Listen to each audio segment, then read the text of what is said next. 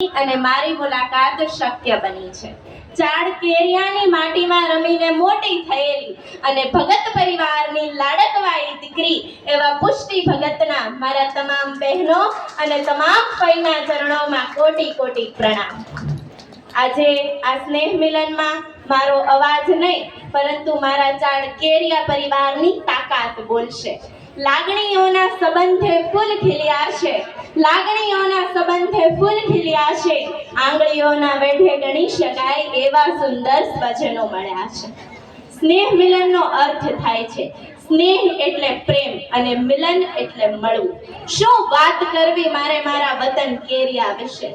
વહેલી સવારે કુકડાના અવાજે ઉઠવું, આંગણામાંથી ગાયનું છાણ વાળવું, બોરડી નીચે બેસીને બેનપણીઓ સાથે રમતો રમવી અને સાંજના સમયે તળાવના કાંઠે બેસીને વાતો કરવી। આપણી શેરી એ આપણી પ્રથમ શાળા હતી, વડલો એ આપણો પંચાયત હતો। અરે તહેવારમાં તો આખું ગામ એક ઘર જેવું લાગતું। મારા વતનની વાત થાય, મારા ચાડ કેરિયાની વાત થાય, કાઠિયાવાડના અમરેલી જિલ્લાનું ગામ એટલે મારું ચાડ કેરિયા ગામ।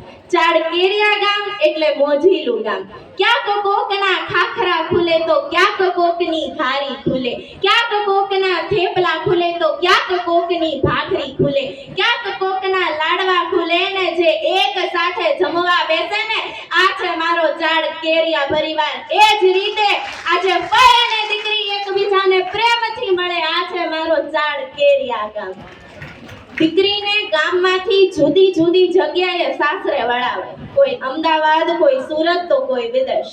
આપણે ભલે ગમે ત્યાં હોઈએ પરંતુ તમારા મૂળ તો હજુ કેરિયાની ધરતીમાં જ છે। આપણા કેરિયાનું ગૌરવ એટલે દીકરી, અને દીકરી શબ્દ સાંભળતા જ હૃદયમાં લાગણીઓના તરંગો ઉછળવા લાગે છે। દીકરી એટલે તુલસીનો ક્યારો, દીકરી એટલે સાક્ષાત લક્ષ્મી, અને લક્ષ્મીનું બીજું રૂપ એટલે દીકરી। કહેવાય છે ને કે ઝાંઝરનો ખણકાર અને બંગડીનો રણકાર ભાગ્યશાળી હોય ને એના જ નસીબમાં હોય। દીકરી એ પારકી થાપણ નથી પરંતુ દીકરી એ બે ઘરને જોડીને સ્વર્ગ બનાવનાર વ્યક્તિ છે। દીકરી ગૌરવ છે બધાનું, અને ખાસ કરીને મારે બેઠેલા તમામ લોકોને કહેવું છે કે જ્યારે હું મારા ગામની દીકરી વિશે વાત કરું એટલે કે દીકરી કોણ છે તો કે ભાઈ દીકરી એક એવી વ્યક્તિ છે જે દુનિયાથી મહાન છે। અને ફઈ એ માત્ર પિતાની બહેન નથી પરંતુ ફઈ એ ભત્રીજા અને ભત્રીજીની બીજી માં સમાન હોય છે। ફઈ એક એવો સંબંધ છે કે જ્યાં ઠપકો ઓછો અને પ્રેમ વધારે હોય છે।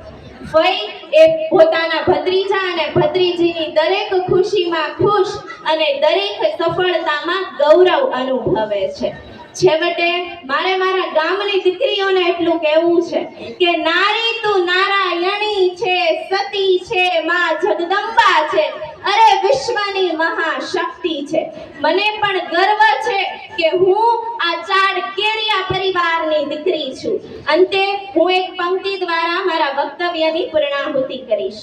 નદીની રેતમાં રમતું આ નગર, નદીની રેતમાં રમતું આ નગર ફરી પાછું મળે કે ન મળે, ફરી આ દ્રશ્ય સ્મૃતિ પટ પર પાછા મળે કે ન મળે।